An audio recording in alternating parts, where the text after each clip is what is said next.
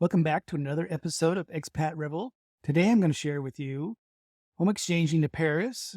New York City Airbnb ban is leading to complete chaos. Cruise ship lines have the most profitable quarter ever. Chiapas, Mexico is not so expat friendly anymore, and more expat news. I created this podcast because I believe that being an expat is just not for everyone and that a lot of expat advice out there is unrealistic.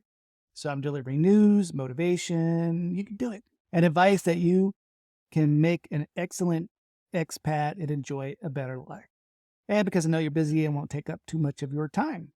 You wanted to become an expat soon, then go grab our Expat Rebel Guide to becoming an expat in 30 days over at expatrebel.com/30. And if you love what we're doing, please support us over at expatrebel.com/join.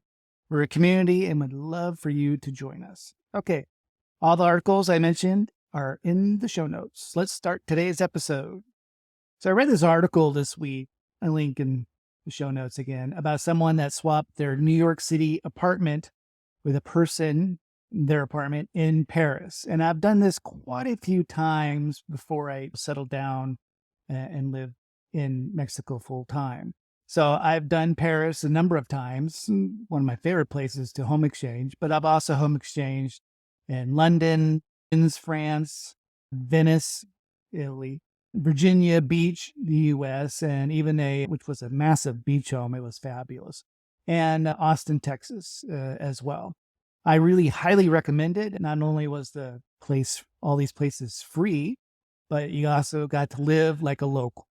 And being in Paris and popping down to get your fresh baked goods, a nice croissant, and then actually coming back up to your Paris apartment to enjoy them are just some memories I will never forget.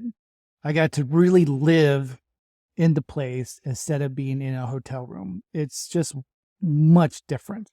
And it's the number one reason why I think I was really open to moving to a foreign country some years later. It wasn't so weird because I had done a lot of small local living experiences already doing home exchanges. So again, the link to this in Paris apartment swapping allows me to live a second life article is in the show notes. It's a great read of someone having a fabulous time swapping apartments. All right, let's talk about some travel news. You can renew your U.S. visa without an interview if it expired less than 4 years ago. There's some article about the 5 steps you need to do in order to make that happen. A New York Airbnb ban, I talked about that in some previous episodes, how they were really being strict about it, has really now descended into complete chaos because people are listing their short-term rentals all over the place outside of Airbnb, Craigslist, you name it. And so if you're looking for an Airbnb in New York City and other cities that are going to do this, if they haven't already, you're going to see it in everywhere. So don't forget to look everywhere. Bookings.com still is really one of my favorite places to get places when I travel. Though I like it even better than Airbnb before Airbnb started getting a backlash. Okay, next article is that Maui hotels are launching a promo to stimulate tourism recovery. It's open again. And from the deadly fires that they had, and they're trying to get back on board. Some people living there who don't have a house are wondering how they can handle all the tourists coming back, but it brings money. And so if you're interested in going to Maui, it is mostly recovered. Some areas that are burnt, I think they're cordoned off and everything. It's worth going. Get them back up and running again. There's Condé Nast Traveler as a Reader Choice Awards. I've shared some in the past, and a new one is the highest scoring hotels and resorts for food, design, and more. You want to check that out. And Carnival Corporation, one of the bigger, actually, it is the largest cruise ship line in the world, where they had halted operations because of the pandemic and having to relaunch and figure out what the new normal was going to be and everything, had the biggest quarter profit ever. All right, let's move on to Mexican expat news. A nice article I have about the difference between Day of the Dead and I believe it's pronounced Hadal Pixan here in Yucatan. They're similar. One, Day of the Dead is more of a Mexican tradition that's everywhere in Mexico. And the other one is more of a Maya tradition. They're similar. They're actually not on the same day, if I remember, and all that, but they're similar. The president of Mexico explains why Mexico hasn't taken any signs between the recent conflict in the Middle East. That's because Mexico tries to be neutral on everything. Mexico doesn't have a navy, and they do, but it doesn't patrol outside Mexican waters. They have an air force, yeah, I think it's extremely small, but they don't go outside of Mexico. They don't do anything outside, and so they tend to be neutral. And as expats, when you become a resident of Mexico and other countries, and so I can't vote, I can't do any of these citizen rights. I can just allowed to live here and spend money. They're happy, I'm happy, everybody's happy. But when I'm signing up for that, you're not allowed to protest. It actually says that in the paperwork, of course, in Spanish, but not allowed to protest. So I can't go to anywhere and protest against really anything. So your public opinion is not really wanted, where if you're a citizen somewhere and in that country, you can yell as loud as you want and you totally have a right. When you're an expat, you don't actually. You just have to be private.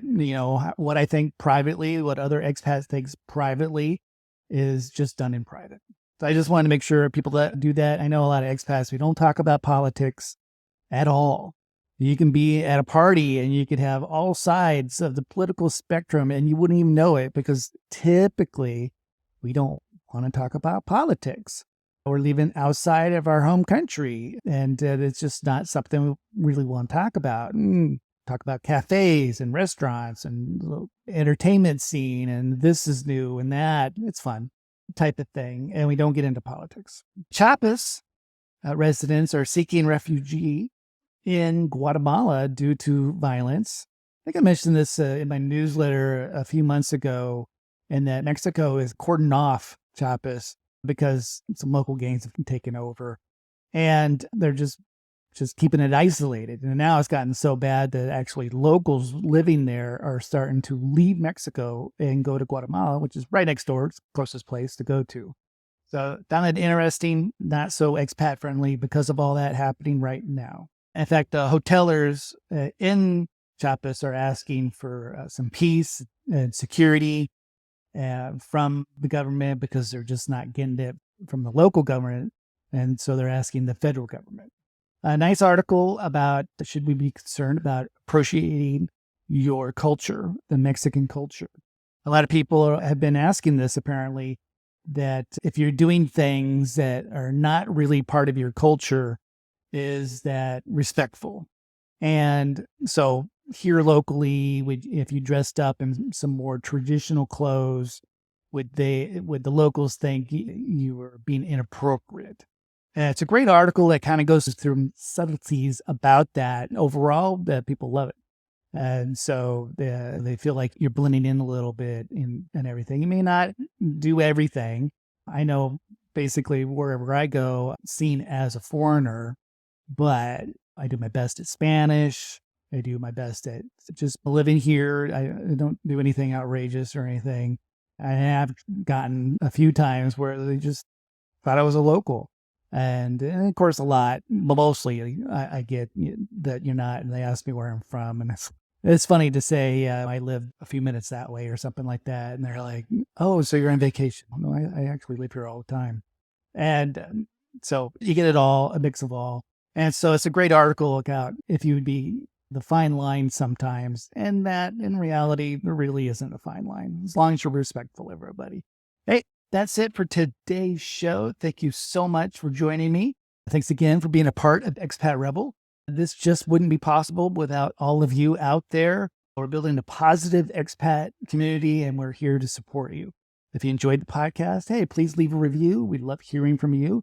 And if you would like a weekly newsletter to go along with all this, go over to expatrebel.com/newsletter. You can also check out, again, our How to Become an Expat in 30 Days over at expatrebel.com. This shares how I went from idea to moving to a foreign country here in Mexico in about 30 days. And also shares how you can save about $3,000 of mistakes that I made within the very first month. All right. See you guys next time. Bye.